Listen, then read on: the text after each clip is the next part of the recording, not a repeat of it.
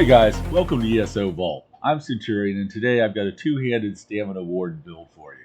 This is a good beginner build because the gear is easy to get and the build mostly runs on class skills, which you're leveling as you play the character anyway. First I have to get the usual stuff out of the way. This is not a meta build. This won't get you the maximum possible damage if you're running in a highly organized trials group pushing to get to the top of the leaderboards. What this is a build that's easy to put together and can do just about any content in the game. I don't just give you some garbage that I spin off the top of my head. The build is carefully thought out and I play all my builds through various content in the game. Second, the videos are not intended for players with a lot of expertise in the game. Those players won't find a lot of takeaways here. My audience is new, or what I refer to as intermediate players. Alright, now that I've gotten that stuff out of the way, let's get on with today's build, Kingmaker. Kingmaker is the title you get from doing the main quest line in Orsinium. One of the gear sets in the build comes from that DLC, and I wanted to call it out because it remains my favorite storyline in the game. In a recent poll in the forums, a poster asked players to pick their favorite zone story, but Orsinium wasn't one of the choices. I was surprised and gratified that Orsinium was the hands-down right-in winner. Apparently, many others agree with me that the zone story was a memorable one, so if you're looking for something to do after the Oblivion celebration, I don't think you can go wrong with Orsinium. Alright, that's enough nostalgia for now. Let's get into the build. I skipped the character sheet last time, but I want to get into it here to talk about a few things. You can see that I have all 64 points in stamina, and that's almost always what you'll allocate for a PvE stamina damage dealer. I have just shy of 19,000 points of health, and that's actually a little low. I can raise that in a couple different ways. I could just change one or more of my armor enchantments to health instead of stamina. I can also level the Undaunted skill line and put points into the Undaunted Metal passive. That gives me more of my attributes depending on how many different armor weights I'm wearing. For a stamina character, I want to wear all medium except for one piece of light armor. For Magicka characters, you could do the opposite. 6 light pieces and 1 medium piece. That gives you extra stats without sacrificing damage. Stamina on this build sits at 30,000, which is plenty. Like I said, you can trade some of that for more health without any issues. I have 1700 stamina recovery, which is good. I don't run into any sustain problems with this. Right next to that, you can see I have 1800 points of health recovery, which is really high. Typically, you don't build into health recovery. Nobody does things that way. But on this character, and this is particular to the Warden class, it's actually a freebie. This has to do with running the bear as your ultimate and a certain champion point selection. I'll get into that a little later in the video. Weapon damage on this build is around 4300, and that gets buffed by one of my armor sets and by potions of weapon power. Weapon critical is 41%, and that goes into the 50s because of the weapon power potions as well. At this point, I want to add that my buff food is lava foot soup and salt rice that increases stamina and stamina recovery, and that's already reflected in those stats. Penetration is low at 2300. Gee, that is low. That barely registers. But you know what? I don't look at that at all when I'm putting builds together, and neither should you. Penetration is a highly overrated stat in PvE. If you have a character that you want to go PvP with, then you can start worrying about penetration. Relating to that is my critical resistance, which in PvE doesn't mean anything. Why? Monsters don't crit. You'll never be critically hit by a monster. Only players crit. Before I move on, I should mention that my Mundus Stone is the Thief, which increases critical chance. Okay, let's get into the skills. I want to start out by saying that this is a traditional 2-bar setup. I'll go through the skills in the order of the rotation, and somewhere in here I'll put a graphic up that shows the rotation. My back bar weapon is a frost staff. Now I could have chosen any weapon for my back bar, but I prefer a ranged weapon. So for me it's a staff or a bow, which are pretty much interchangeable these days. Since the hybridization changes to the game, skills will scale from magicka or stamina, spell damage, or weapon damage, whichever is higher. I chose a frost staff because it synergizes well with the Warden's Winter Embrace skill line, and on top of that I thought that it fit the character. First, I cast Growing Swarm from the Animal Companion skill line. This applies minor vulnerability to the enemy and does damage over time to the target and nearby enemies. Next, if the target is a boss, I'll cast Elemental Susceptibility. This applies Major Breach, reducing the target's armor as well as applying damaging status effects. I could do a whole video on status effects, so I don't want to get into that right now. Just know that there are numerous status effects that relate to the type of damage that caused them. For instance, a fire damage enchantment on a sword has a chance to apply the burning status effect, and an enemy will take extra damage over time for a finite duration while affected by the effect. I just use affect and effect in the same sentence, as if status effects weren't confusing enough all by themselves. Let's move on. Alright, so if the target is substantial, I'll cast Elemental Susceptibility. If the target is trash, I'll skip that. Next, I'll cast Winter's Revenge, which damages targets in a given area over 12 seconds. This does 30% more damage when using a Destruction Staff, and Wardens do 12% more damage when using a Frost Staff. I'll follow that attack up with Elemental Blockade from the Destruction Staff skill line. Elemental Blockade will increase my weapon damage when the Destruction Staff has a weapon damage enchantment and the infused trait. This will continue on the other bar as long as Elemental Blockade keeps doing damage. In my last build video, my bow did the same job with the Endless Hail skill. Only a handful of weapon skills in the game will do this. Also on the bar I have the Warden skill, Soothing Spores.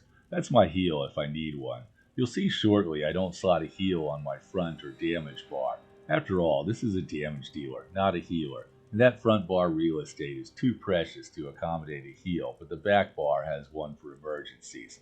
Another reason you might sometimes hear old school players call the back bar the utility bar. Last on this bar and the other is the ultimate wild guardian, the bear. The bear does great damage and hardly ever dies. If you're worried about your bear dying, pick the other morph, which respawns the bear automatically if it's killed. Now, because my ultimate number always stays maxed out, I can pull off a little trick. If I slot Strategic Reserve in the red champion points tree, it will give me 30 health recovery for every 10 ultimate I have. That's 1500 health recovery, free, all the time. Pretty slick, eh? Wish I'd thought of it. Alright, so I finish on the back bar and then switch to the front or main bar. Before I talk about these skills, I want to talk about light attack weaving briefly. Before I cast every skill, I make a light attack. Before the light attack animation is hardly underway, I cast a skill.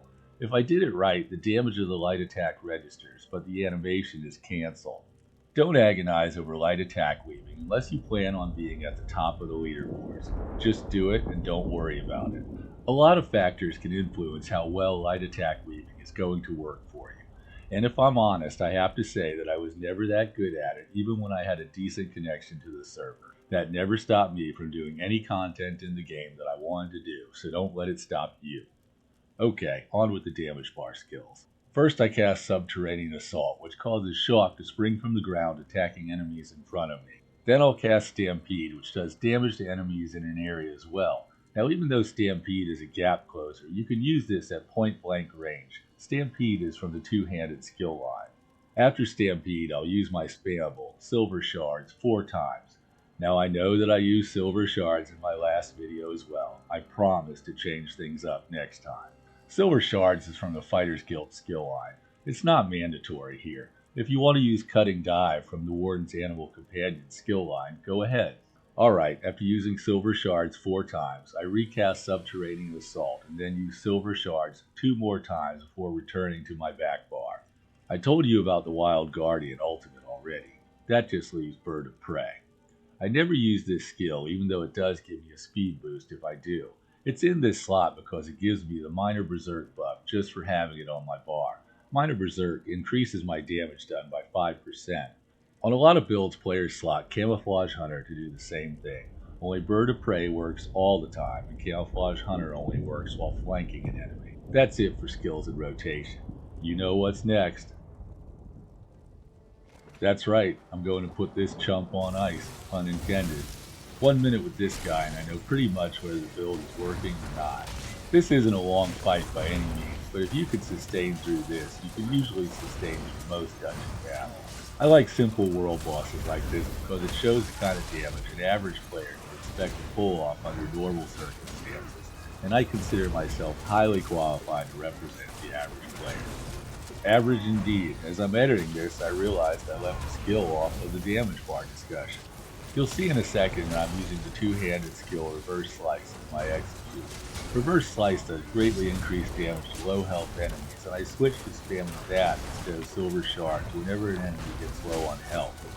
Reverse Slice does a tremendous amount of splash damage, so it also has the ability to really clear a room of trash. See you again soon, loser. Okay, combat metrics shows that the build did 38,000 points of damage per second. That's going to take you anywhere you want to go, pretty much. Don't look too closely at the numbers here, it'll give away the gear. Speaking of which, it's that time.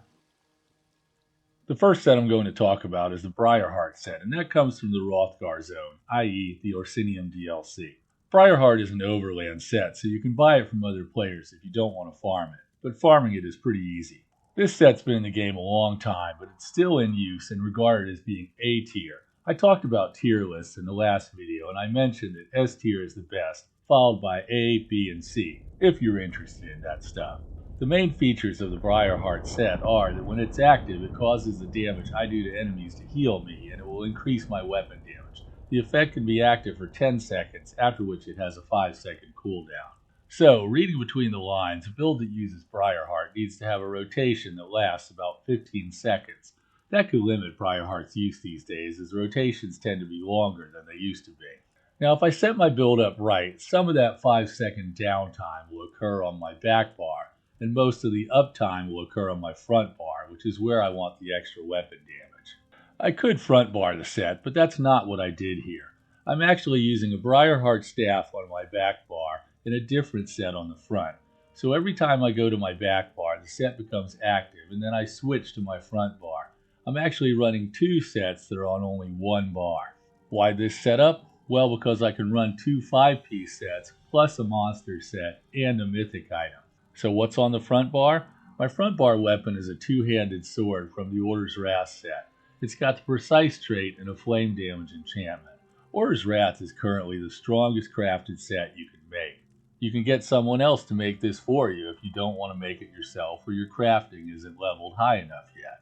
Believe it or not, I crafted this all by myself at the Steadfast Hammer and Saw crafting station in the High Isle, along with the other pieces, of course. When I'm on the front bar, this set is active, and if my rotation is timed right, Briarheart will be active most of the time as well. The monster set I'm wearing is Storm Fist, which crushes your enemy with a massive Thunder Fist. If you're doing a stamina build and you don't know what monster set to use Storm Fist. It does really good damage and helps your stamina regen.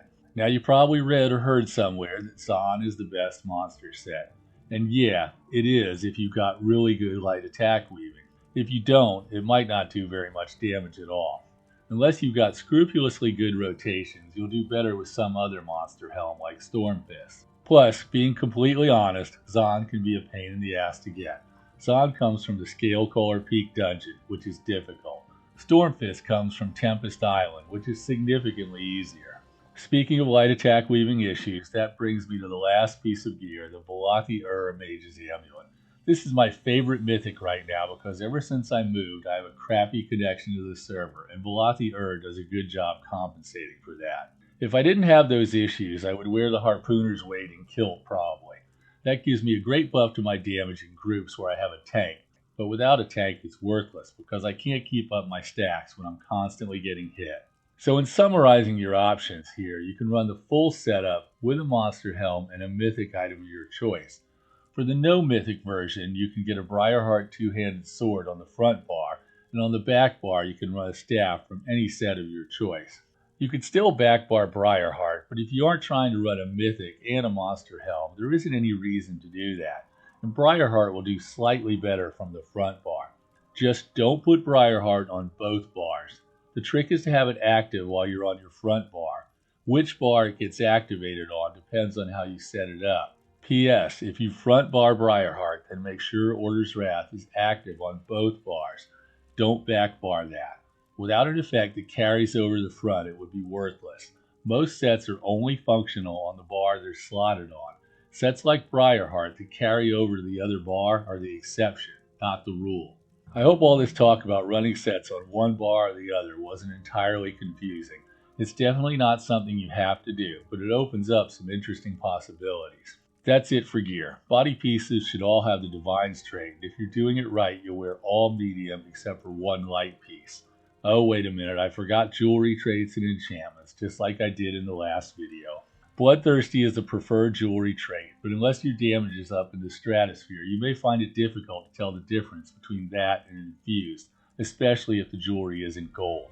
Weapon damage glyphs are what you want on the jewelry, by the way. One last thing, you don't have to run any of this gear I mentioned at all. With this build, the skills and the rotation are completely independent from the gear, so drop in whatever gear you have access to. And remember, don't get carried away upgrading your gear unless you're sure you want to wear it for a while. Alright, I'll talk very briefly about champion points and then wrap this up. Champion points with this build are chosen entirely because of the skills and not the gear. That's because this is essentially a no proc setup, if we forget about the Stormfist monster set.